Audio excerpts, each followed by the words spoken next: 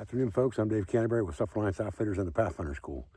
What I thought we'd do today is just kind of discuss a little bit about hunting strategy and lever guns and hunting through the seasons and choices in calibers, as well as maybe some strategies about hunting game like deer, like small game, squirrels, rabbits, things like that, and kind of compile that into one short video of just kind of tips and tricks, if you will. Okay? So we're sitting in a draw right here, and comes off high ground on the backside, high ground behind me.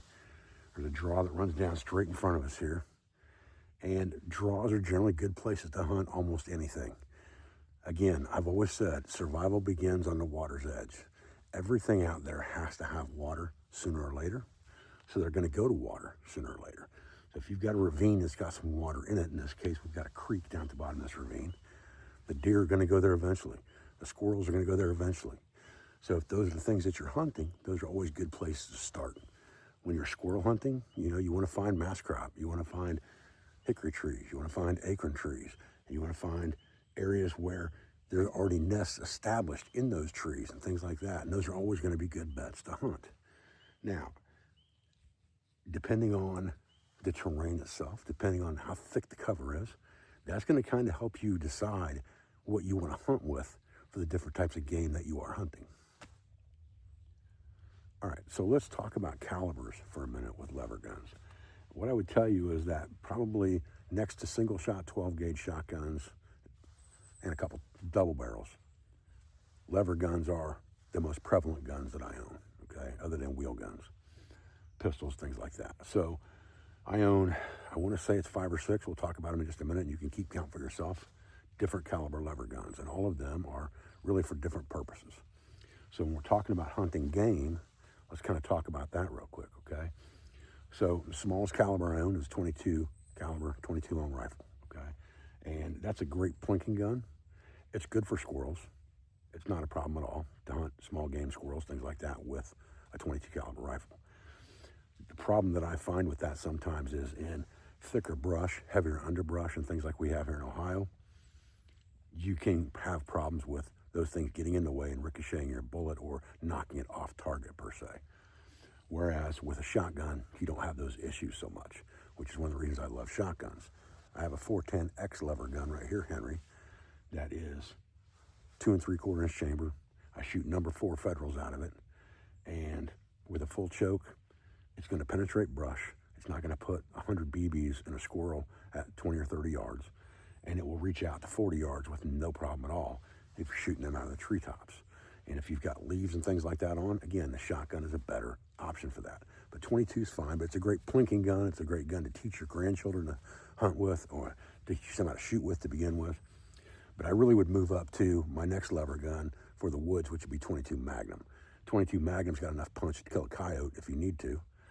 It will kill larger game animals than just squirrels, rabbits, things like that, easy enough, up to medium game, okay? Once you get to the medium game level, then you have to graduate up. And so the next caliber I have is 357 Magnum in a lever gun, also a Henry. 357 for me is enough to shoot a white-tailed deer. It's enough to shoot a hog, and it's enough to kill anything else that's going to be around here in the eastern woodlands close to where I live, up to the size of a bear. Once you get to a bear, 357 is kind of an iffy caliber, okay? We'll talk about that in just a minute. But a 357 is a good all-around gun. It's easy to match a sidearm to, which I prefer to always have a sidearm matched to the gun I'm carrying if it's all possible. Now, obviously, you're not going to do that with a 410 unless you got some kind of a judge or something like that. Or if your 410 shoots 45 long Colt, which this one does not, by the way, okay? So if you're carrying a shotgun, that's a little different. But, however, what I would tell you is that once you get beyond that whitetail level, and for me, anything over 44 mag is really overkill for a whitetail in eastern woodlands. You're not going to get many shots over 60 or 70 yards most of the time through brush, unless you're in an open field or an open pipeline. I don't hunt from tree stands, I hunt from the ground. So I have to think about the brush that may be in my way at eye level when I'm shooting these calibers. And 357 and 44 Magnum are both good calibers, I would say, for an all-around brush gun for deer. Now, obviously, the classic brush gun, and I have one of those as well, is a 30-30. I have a 30-30 Winchester.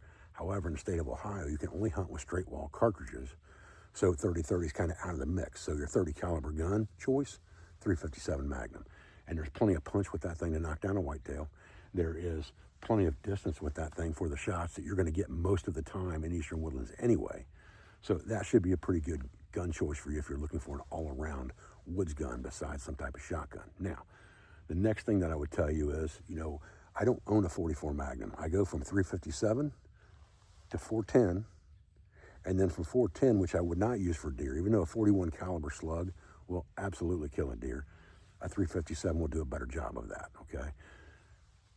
The next gun up from that would be my 4570 Government, and that is the other Henry lever gun that I own, and I would reserve that for larger game. If I'm hunting bear, if I'm hunting elk, things like that, those are the things that 4570 are good for. Your 4570 is a very heavy bullet. It's about a 150-yard bullet, iron sights we're talking about. And you're not going to get a shot longer than that around eastern woodlands anyway, most of the time, like I said, unless you're on an open pipeline or open field. So in the brush, 4570's got a lot of knockdown power when it comes to a large game animal with thick hide like a bear or an elk, okay? But it's really overkill for things like deer. Now, can you hunt deer with 4570? Absolutely you can. I know people that do it all the time. And if you were in an area where you're hunting trophy deer and you're gonna run across, that 200 plus pound buck, okay, maybe 4570 is what you want. But for most of your does and things like that, if you're just hunting meat like I do, you just want to fill the freezer, you're not interested in the horns at all. Most of your yearling does, 2-year does, 357 is going to knock that thing down right now. 44 Magnum would do the same thing in even better fashion if you want to match a handgun to that. I just don't see the purpose in going from 357 to 44 Magnum when I can go 357 to 4570, because 357 will take care of anything around here. 4570, if I decide to go on a bear hunt or an elk hunt, I've got a round that will do that. Again, it's straight wall cartridge, so it's legal in the state of Ohio. A lot of states have that straight wall cartridge restriction. The 4570 gives you the biggest bang for the buck when it comes to that, okay? That's caliber-wise hunting strategies as far as I'm concerned. Again, I'm out here today with a Henry X lever gun that's 410, 2 3/4 inch chamber. I'm using Federal number 4 shot is what I use for squirrel anytime that the leaves are coming off. When the leaves are full on, I use 6 shot. Once the leaves have dropped, I'm going to use number 4. That way I got less lead or less pellets in the animal when I get to it. And I try to take the longer shots if I can, so I get fewer pellets in the animal. The thing with hunting squirrel is that almost anyone can hunt squirrel, and it's a great way to start hunting. Because if you just sit still and shut up, most of the time, if you're anywhere near where squirrels are at, around mass crop, around nests, things like that, they're going to come to you. Because if you sit still and quiet, they're going to be curious what you are. They're going to come to you, and you're not going to have to worry about hunting for them. If you are going to spot and stalk hunt, whether it's small game, and you're probably going to have to do that for rabbit, especially for small game, or even for some type of fowl, like woodcock, things like that. But again, that's where shotguns come in, okay? But if you're going to spot and stalk deer hunt, then you're probably going to want to hunt when the leaves are wet or the forest floor is damp, not when everything's bone dry and they can hear every single step you take. You want to hunt like on a day like today where it rained all night last night, the leaves are wet, I can move around, I can put my hands down, I'm not going to make a bunch of racket doing it. That's the time to spot and stalk. But it's a great time to just sit in the woods and hunt small game, because if it rained all night last night, the animals are going to move around today. Now, one of the things we could talk about while we're out here, and obviously while I'm talking and yakking around on this camera, we're not going to see any squirrels. We're going to have to sit there for at least a half an hour before they're going to start coming out again. So I thought it might be a good time to talk about, what I would carry into the woods for those hunting situations. And I'm a pack basket kind of guy. I love pack baskets. You can sit on the thing if you need to get off the ground. But a sit pad works really well. I've got a sit pad underneath my tail end right now. I just throw in the pack basket. I can sit on that on the wet ground. Like I said, it rained all night last night. All right, so the first thing, I'm always going to have a pair of optics with me. Like I said, I'm not a scope guy. Scopes are great for identifying targets completely. So are binoculars. The problem that I have with putting a scope on a lever gun is you're kind of defeating the purpose of the advantage of the lever gun, which is a follow-up shot. And when you're talking about close shots, I'm talking about far shots. When you're talking about close shots, once you've shot and you've made a bad shot or you've missed, whatever the case may be that you're trying to get that follow-up shot, it's much harder to get that sight alignment with a scope, especially if the animal's already moving now, than it is with iron sights. So you kind of eliminate that follow-up shot at close distances by putting a scope on that gun. So a good pair of optics is always a good bet, okay? For me, I just like the small Nikon optics. I can look through the tree. There's been lots of times I've sat in a spot and thought I saw a squirrel off in the distance just sitting in a tree, and he's just balled up in the crotch of a tree or something. I'm like, is that a squirrel? Is that a squirrel? He's within range, but I'm not sure. Well, boom. I can look at it and say, okay, yeah, that's a squirrel. Take my shot. Again, if you have a scope on the gun, you've already got that taken care of. But the downfalls of the scopes, like I said, are many, okay?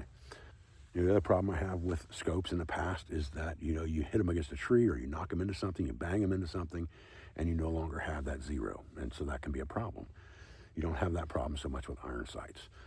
So those are kind of the reasons that I don't use a scope. Now, I am getting hard. I am getting, some nearsighted problems, okay? And I've gotten to the point now where most of my sight posts have to be painted with white or some kind of glow-in-the-dark paint so that I can at least see them through the rear V sight. If I get much beyond that, then I may have to go to a scope one of these days, but at that point, I'll probably change from a lever gun to something else that's more conducive to a scope, like a bolt gun of some kind. You can get all those calibers in bolt guns anyway, and I think once you put a scope on a rifle, you might as well have a bolt rifle than to have a lever action, because the follow-up shot is not going to be near as fast anyway at short distance, like I said. Now, the other main things that I carry, obviously, besides having a sit pad and a pair of binos, like I said, I carry a pack basket the majority of the time. And in that pack basket, I've only got a few things in there. I have a poncho, and a set of poncho poles. Well, what that gives me is it gives me rain gear. It also gives me a quick and dirty blind if I need to set that. These poncho poles make a three-dimensional frontal blind that works real good if you're deer hunting, turkey hunting, things like that. This gives you a blind for that. But it also gives you a quick shelter if you need it, or it gives you some type of rain gear, okay? I generally have a saw with me in case I have to cut a shooting lane or something like that, and I have something that's right in my way of where I want my shooting lanes to be. I have a saw for that. I have extra ammo with me. Again, this is all Federal number 4, 2.5 inch for the lever gun. I have some cordage in here in case I want to string up a blind between two trees, something like that. The last thing I have is just a lantern with me, okay? And, this is kind of one of those comfort items. It's kind of it's something that most people probably wouldn't carry. Most people probably just carry a headlight, and I have one of those too, but a lantern, just for me, if I'm walking out in the dark, something like that, a lantern is always a good bet for that. Now, of course, if you're hunting in the deer season, during the deer gun season in Ohio, you're going to need hunter's orange. It is the law. You have to wear it even on private property. So you're going to need some type of an orange vest. Today, we're hunting small game. It's not gun season in Ohio yet, so we don't have to worry about it, okay? If we were going to hunt this weekend, we would need to worry about it because this weekend is youth gun season. So we would need to have hunter's orange on even if we were hunting small game. But I just avoid being in the woods during youth gun season most of the time. And if I hunt gun season, I hunt my own property, put an orange vest on. I usually stay in one place. I don't walk around too much. And I let the hunters in the wildlife area kind of drive deer to me. It works out pretty well for me most of the time. I generally get a deer opening day that way. Again, I'm not fussy. If it's a yearling, 2-year-old doe, that's good enough for me. I'm not after the antlers. You can't eat those, right? I always want the meat. So really, what I have in this thing is very, very simple. There's not a whole lot in here at all. It's just a convenient way to carry it. And I can also stash outerwear in there or take a piece of extra outerwear and put it in there if I think I'm going to get cold. But something like a hoodie and a woolly jacket is fine for the weather we've got right now. No question about it. Okay, so to be honest with you, I just got a phone call from the shop and I forgot where I was at. It happens. Not a big deal. No excuses, right? So this is mostly just, sitting and talking. And there's nothing wrong with what other people do. Don't get me wrong. I'm just telling you what I would do, okay? I'm not saying that somebody else is doing something wrong. What I'm saying is that I'm giving you the reasons for the way I think so that you understand the way I think when I do certain things. Now, I could be out here hunting with a 22 caliber for these squirrel. It's not a problem at all. I just shot one with a 22 day before yesterday, I think it was. However, I like getting the 410X out for some exercise too. And I'm in an area that's got 1, 2, 3, 4, 5. I can see 5 nests from where I'm sitting. So the chance of me having one in the treetops is probably better than having one on the ground right now or on the side of a tree right now. And they're probably going to be moving around quite a bit because the ground's wet. They're not going to want to sit in one spot very long. So I'm better off with the shotgun today. Again, just another strategy in my mind, thinking like the animal, right? If I'm an animal, I watch my cats and I watch my dogs, and they don't sit in one spot very long unless it's dry. So they're not going to sit on the ground very long. They'll be running. I want a shotgun for that. That's just the way I think, okay? Think like the animal, and you can almost always find animals to hunt. Now, the other disadvantage we've got right now, just being perfectly honest here, that's 1:30 in the afternoon. The best time to hunt squirrels is in the morning, in the evening, for sure, all right? When you're coming down from the trees, when you're going back up to the trees. Coming back home or leaving for work, that's the time to get them, right? But you can get them midday. And I also am kind of doing double duty here because deer gun week comes in about a week and a half here in the state of Ohio. And I kind of wanted to survey this area right here and see if I saw any deer. I saw a really nice buck the other night on the ridge across the way. I circled around this time to the other side here, see if I could catch him coming down off the top, down to the ridge to see which way he's going. Maybe I can ambush him on day 1 of gun season. Like I said, I don't really hunt horns, but he is a nice buck. It wouldn't bother me to shoot him if he walked in front of me. But if a doe walked in front of me first, if it's brown, it's down on opening day for sure. All right, that's one. And he was right straight back here. That tree with the twisted double fork, he went right up that tree. I popped him right out of that V up there. So, 25-yard shot at the most. Piece of cake for the Henry X. So it's just like I said, if you sit still long enough, they'll come to you. I mean, that twisted fork is over there, that's 20 yards, 25 yards maybe from here. And I saw him bounce across the ground right there, and straight up that tree. He was sitting around that little knob on that fork. And that's where I whacked him. So it's not difficult. Now, I couldn't see where he was laying, so I had to go over and get him. Now it's going to be another half an hour before the squirrels come out again. If you get a really good shot on an animal and you can see where he falls, you know he's laying there dead, you're better off leaving him there because others will come out. The noise just scares them for a second. You walking around in the woods looking for that one squirrel you just shot scares all the rest of them around for quite a while. So now we're going to have to sit and wait for a while. All right, we got another one off in the distance over there, but he's pretty far out. And he's through a lot of thick brush. So the ethical thing to do is not to take a shot at him. And hope he either comes in here closer to investigate what we are. We get him then, or we just wait for another opportunity. We got another one sitting in a tree out there.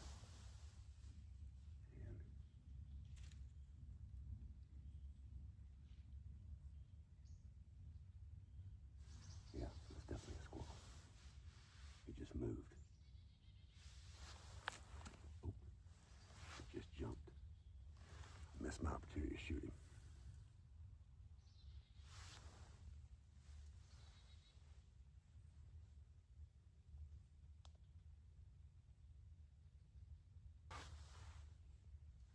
It's about 35 yards out there.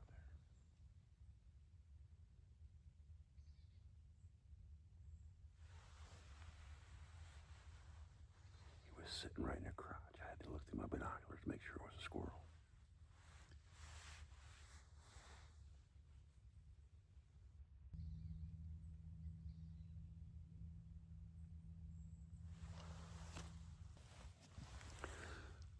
Well, since that one over here, I haven't seen another one. And it is getting quite a bit colder out, temperature dropping right now. But we'll see. I'm going to sit here about another half an hour and see if I can get one more today. I really don't never shoot more than 2 at a time, usually 1 or 2. That's enough for me for, a couple days eating. Put one in the freezer, have another one for later. I'm not out to kill a limit every day. I'm just out here enjoying the woods, having fun, doing a little hunting. If I get a couple when I'm out here, that's great. If I don't, that's okay too. But like I said, I wanted to do some scouting for deer too, and I haven't seen a single deer. Of course, I've been talking a lot on camera and things like that, but I haven't seen or heard a deer on the other ridge at all, at least not that I could discern. I have heard a couple of alarms from birds over there, but you never know what that could be. So anyway, we'll sit here a few more minutes, see what we can see.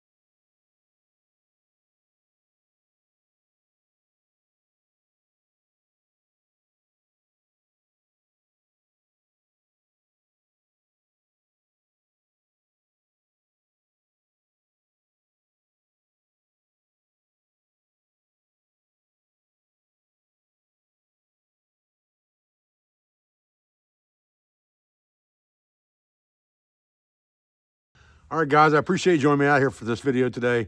Just a little hanging out in the woods, a little discussion on tips and tricks and hunting, calibers, lever guns, all the things that are near and dear to my heart. I appreciate your views. I appreciate your support. I thank you for everything you do for our school, for family, and for business. All of our sponsor instructors, affiliates, and friends, and I'll be back with another video as soon as I can, guys. Thanks.